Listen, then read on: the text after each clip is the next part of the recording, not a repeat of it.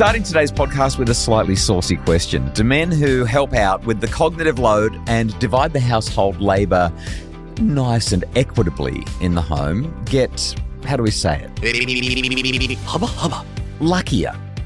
We'll be discussing that in our preview of our Saturday interview with Professor Leah Ruppanner, who is a sociology professor at the University of Melbourne and who studies cognitive load and how it works in households. Are men pulling their weight? Are women doing too much? Hello and welcome to the Happy Families podcast, real parenting solutions every day on Australia's most downloaded parenting podcast with Justin and Kylie Coulson. So I've always felt a little bit off when it comes to these conversations around cognitive load. Yeah, or sharing how household labour is divided. Yeah, totally. Because as a couple, our job is to work as a team. If I was playing netball, I'm not supposed to be on offence and defence in any one given movement, right? Sure.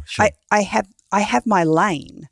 And I keep to my lane. And as long as I keep to my lane and everyone else in my team keeps to their lane, the objective of getting the ball from one end of the court to the other eventually happens. Something that stood out to me in my interview with Professor Ruppanner, I can't wait for this interview on Saturday. It's such a great conversation. Something that really stood out to me was she describes how you're right. It's not meant to be transactional, and sometimes these conversations can turn into a scorecard or a balance sheet. Are you doing your fair share? Why am I doing so much? Having said that, there are some men who don't pull their weight, and some women who don't as well.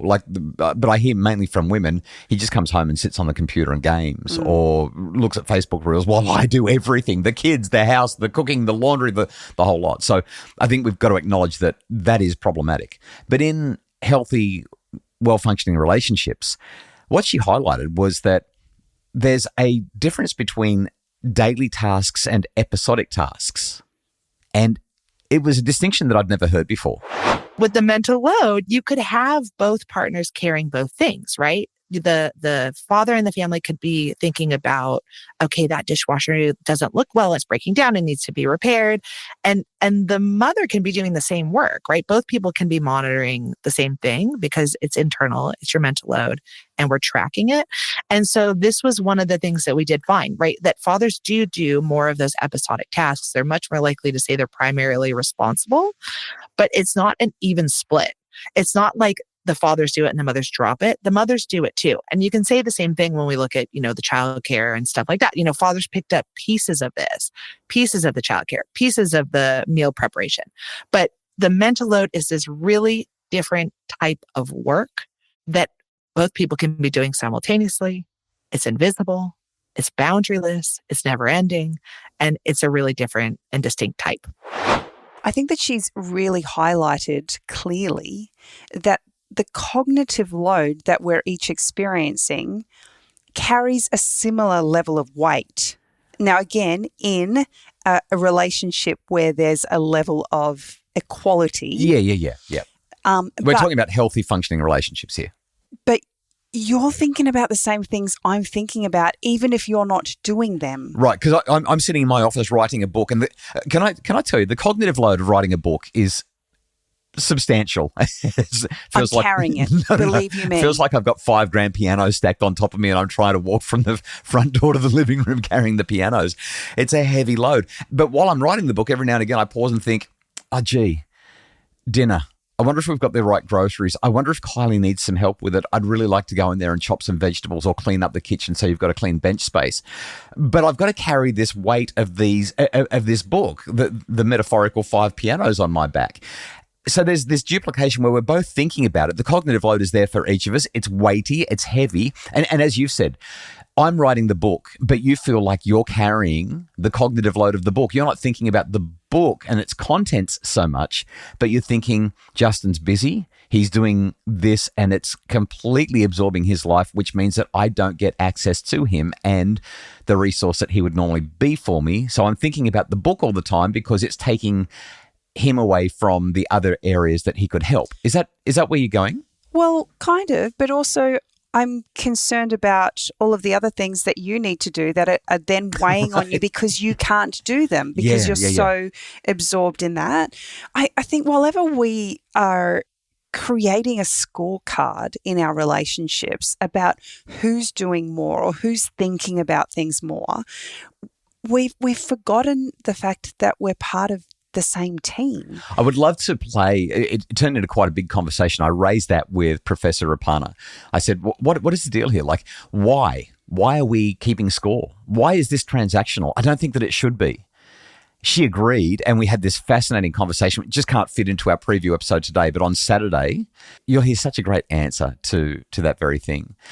One last quick point before we go to the break. Recently, as I was taking a break from writing the book because I needed some headspace, I should have gone for a walk and gotten some greenery into my eyes, but I opened up a social media platform and watched some short videos.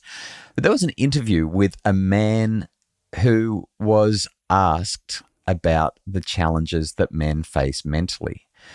And he broke down as he said, people just don't understand the weight that men carry, the good men carry, men who are trying to contribute and provide for their families and trying to pay off mortgages and do a good job for their boss and look after their clients or their colleagues or their customers.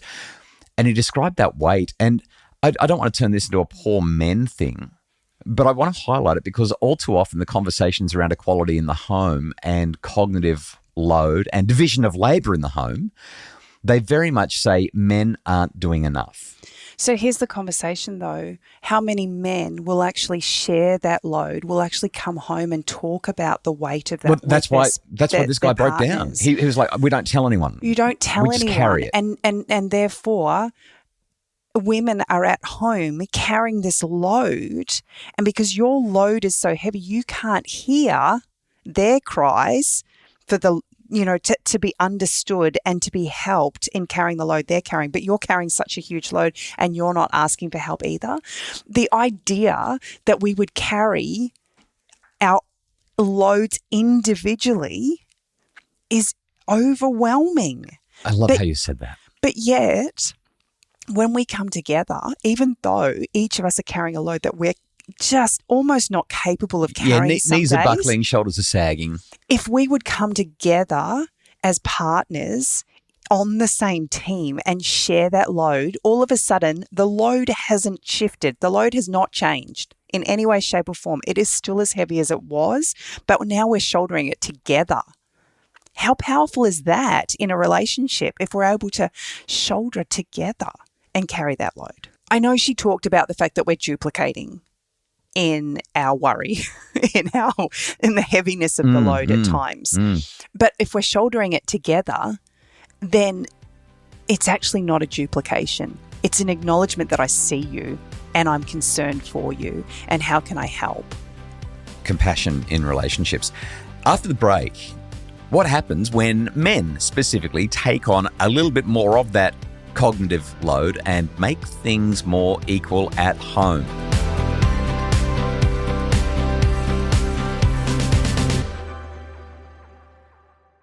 Okay, Kylie, Professor Leah Ruppanner from the Sociology Department at the University of Melbourne. We're previewing my big conversation with her on Saturday. This was one of the most fascinating interviews that I've done. I was a little bit nervous. I tend to, with my background in psychology, I tend to sort of look at sociology and go, oh, it's a bit of a funny one, and it's never something that sat really well with me. And this is one of those topics that always kind of annoys me. We talk about it a lot, but as we've discussed in the first part of the pod, it often feels transactional and it feels like it's very female focused and ignores the stuff that a man's carrying. So I asked her the question that it comes up every time, not every time, but quite often when we talk about this topic or when there's news reports, media reports about the topic, division of labor. When men do their share and then some, do they get luckier? They get it all. Let me tell you something. They get everything. Oh, yeah. I'll tell you. And the research, like I've done across the research, they get better sleep, right? Like if you live in a more equitable, gender equal society, let me tell you the things you get. You get better sleep or high quality sleep. You get better health. You're less riskier decisions. They're less likely to die. The sex question, it's a little bit murky on that one. But they have more sustained relationships. They have more life satisfaction. Their partners are more satisfied. social media is full of reels of women who suggest that if they see their husband taking out the trash or their husband changing the baby's nappy or their husband, vacuuming the floor, doing some domestic labor, they find them more attractive. I don't know what your algorithm's pumping out to you. I've never seen any of those reels. Really? Really. The algorithm knows something about you, Mrs. Happy Families. But I think that it's true.